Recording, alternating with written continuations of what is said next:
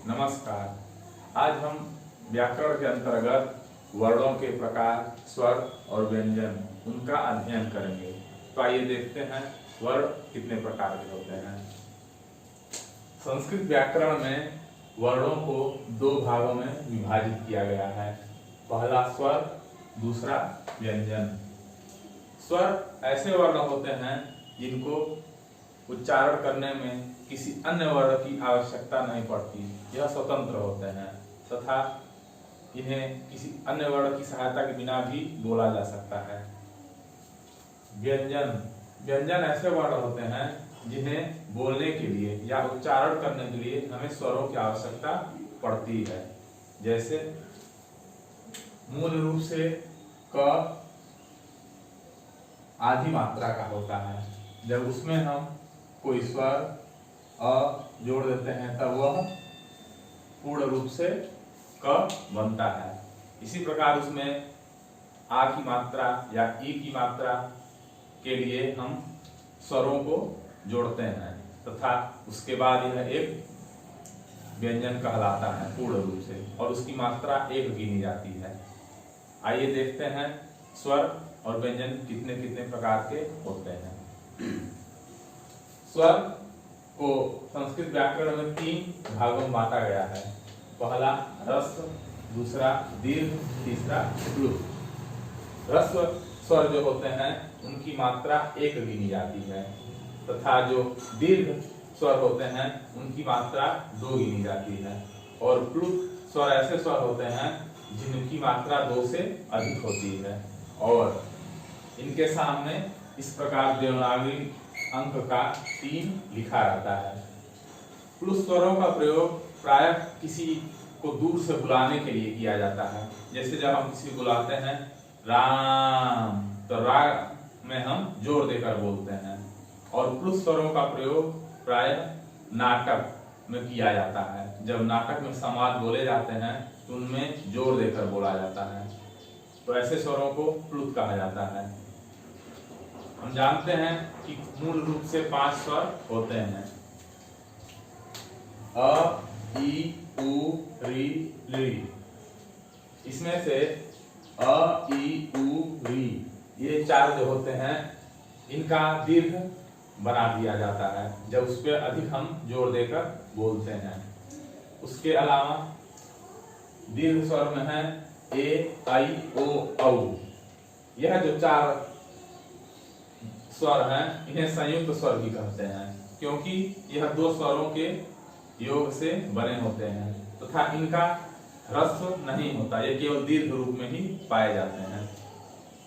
इसके अलावा प्लुत स्वर कोई भी होगा उसके आगे इस प्रकार 3 का चिन्ह लग जाता है तो वह प्लुत हो जाता है, और उसके उच्चारण में हम अधिक समय लेते हैं। व्याकरण के अनुसार एक मात्रा का समय वह समय होता है, हमें पलक झपकाने में जितना समय लगता है वह एक मात्रा का समय माना गया है। आइए अब देखते हैं व्यंजन कितने प्रकार के होते हैं। व्यंजन को 3 भागों में बांटा गया है, स्पर्श, अंतस्थ और ऊष्म। स्पर्श वर्ण या स्पर्श व्यंजन ऐसे व्यंजन होते हैं जब उनका उच्चारण किया जाता है तो हमारी जो जिह्वा है वह जितने उच्चारण स्थान हैं, कंठ, तालु, मूर्धा, ओष्ठ, दंत, इनमें कहीं ना कहीं स्पर्श अवश्य करती है, इसलिए इनको स्पर्श वर्ण या स्पर्श व्यंजन कहा जाता है। वर्णमाला में क से म तक जितने व्यंजन हैं इनको स्पर्श व्यंजन कहा जाता है, और इनकी संख्या 25 होती है। अंतस्थ वर्ण या अंतस्थ व्यंजन यह 4 होते हैं, य, व, र, ल। इसके अलावा जो तीसरा भाग है ऊष्म व्यंजन, यह होते हैं 4, स, श, स और ह। जब हम इन ऊष्म व्यंजनों का उच्चारण करते हैं तो हमारे मुख में गर्म वायु निकलती है, इसलिए इन्हें हम ऊष्म वर्ण भी कहते हैं। व्याकरण में हम जानते हैं कि स्वरों को इन तीनों के अलावा भी अन्य आधार पर इनका वर्गीकरण किया जाता है, जैसे कि उच्चारण भाग के आधार पर। उच्चारण भाग क्या होते हैं? जब हम किसी स्वर को बोलते हैं तो या तो वह मुख में नीचे से बोले जाते हैं या ऊपर से बोले जाते हैं अथवा मध्य में। तो इनको उदात्त, अनुदात्त और स्वरित कहा जाता है। उदात्त ऐसे स्वर होते हैं जो ऊपर से बोले जाते हैं और अनुदात्त ऐसे स्वर होते हैं जो नीचे से बोले जाते हैं और स्वरित ऐसे स्वर होते हैं जो उदात्त और अनुदात्त के मध्य से बोले जाते हैं। इन तीनों स्वरों का प्रयोग मुख्य रूप से वेदों में किया गया है। उदात्त के लिए सूत्र है उच्चैः उदात्त, अर्थात उदात्त स्वर ऊपर से बोले जाएंगे। अनुदात्त निच्चैः उदात्त, अर्थात अनुदात्त स्वर नीचे से बोले जाएंगे। समाहार स्वरित, मतलब उदात्त और अनुदात्त के मध्य में स्वरित स्वरों का उच्चारण किया जाएगा। वेदों में जब यह लिखे जाते हैं तो उदात्त स्वरों के सामने कोई चिन्ह नहीं लगा होता है, लेकिन अनुदात्त स्वरों के पास इस प्रकार पड़ी पाई का चिन्ह लगा होता है तथा स्वरित स्वरों के पास यह इस प्रकार ऊपर की ओर खड़ी पाई का चिन्ह लगा होता है, जिससे हम जान जाते हैं यह उदात्त है, अनुदात्त है अथवा स्वरित है। लेकिन यहाँ एक चीज ध्यान देने वाली बात है कि जो उच्चारण भाग के आधार पर यह वर्गीकरण हुआ है यह केवल स्वरों का होता है, व्यंजनों का नहीं, और यह वेद में पाए जाते हैं, लौकिक संस्कृत में नहीं। हमने शुरू में जाना है कि उच्चारण काल के आधार पर रस, दीर्घ, प्लुत तीन प्रकार के स्वर होते हैं और उच्चारण भाग के आधार पर उदात्त, अनुदात्त और स्वरित। अब इनके भेद किस प्रकार किए जाते हैं? जब ह्रस्व स्वर का उदात्त में प्रयोग होता है तो वह ह्रस्व उदात्त हो जाता है। ह्रस्व स्वरों का जब प्रयोग अनुदात्त स्वर के रूप में होता है तो वह ह्रस्व अनुदात्त हो जाता है। इसी प्रकार ह्रस्व स्वरित हो जाता है।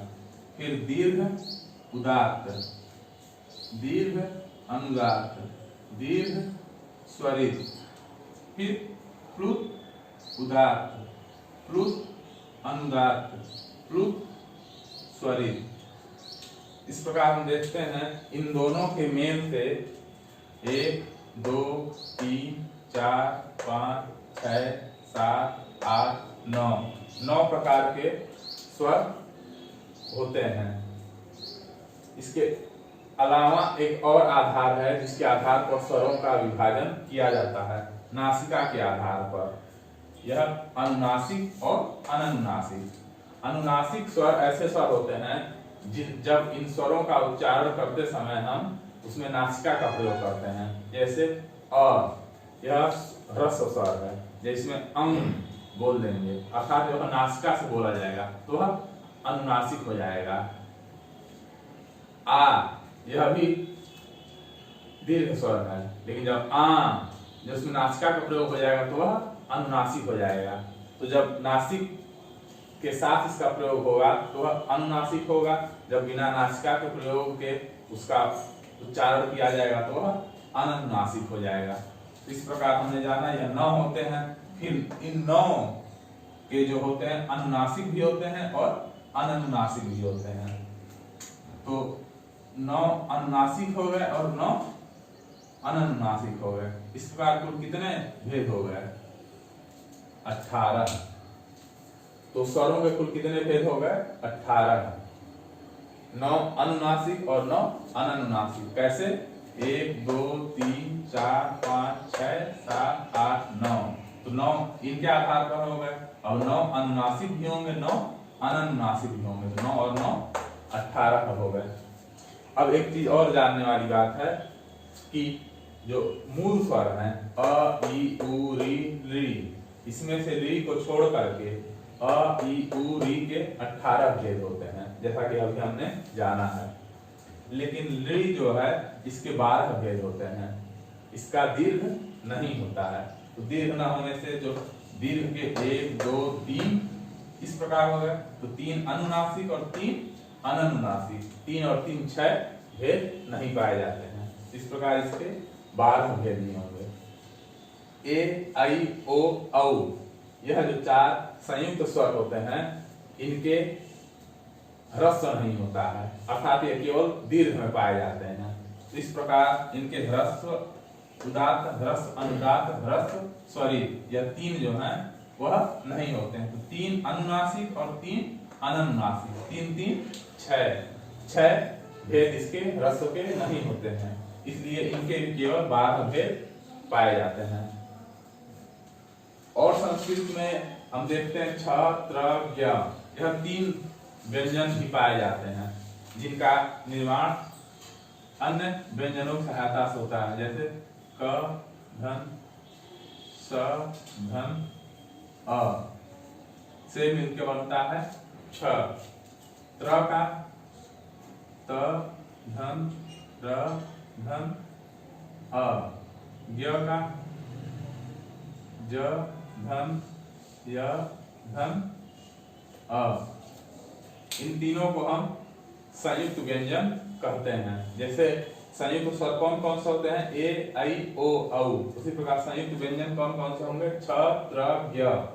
और एक और होता है स्र। स्र व्यंजन किससे किससे बना है? तालव्य, स, र, अ। इस प्रकार हमने देखा 5 ह्रस्व स्वर होते हैं जो कि मूल स्वर भी कहलाते हैं, 4 दीर्घ स्वर होते हैं जो संयुक्त स्वर भी होते हैं, और प्लुत। तो प्लुत जो होता है वो इन्हीं ह्रस्व को या दीर्घ को ही अधिक जोर देकर बोला जाता है तो प्लुत हो जाते हैं, इसलिए यह कोई अलग से स्वर नहीं होता। इसमें जब हम अधिक जोर देकर बोलते हैं तो वही स्वर प्लुत हो जाता है। और यहाँ देखते हैं अ, ई, उ, यह तीनों जो हैं यह इन्हीं ह्रस्व के ही दीर्घ रूप हैं। जब इन पे हम जोर दे देते हैं तो यह दीर्घ बन जाते हैं, लेकिन यह मूल रूप में ह्रस्व में ही पाए जाते हैं, इसलिए इनकी गणना 5 ही की गई है। और दीर्घ में ए, आई, ओ, औ, यह 4 जो हैं यह केवल दीर्घ में ही पाए जाते हैं, इनका ह्रस्व नहीं होता है। तो यह 5 ह्रस्व, 4 दीर्घ, कुल कितने स्वर हो गए? 9। स्पर्श व्यंजन क से म तक 25 व्यंजन होते हैं, अंतस्थ 4 व्यंजन होते हैं, ऊष्म 4 व्यंजन होते हैं। तो 25, 4 और 4 कितने हो गए? 33। इस प्रकार हमने आज स्वरों और व्यंजनों के वर्गीकरण को जाना।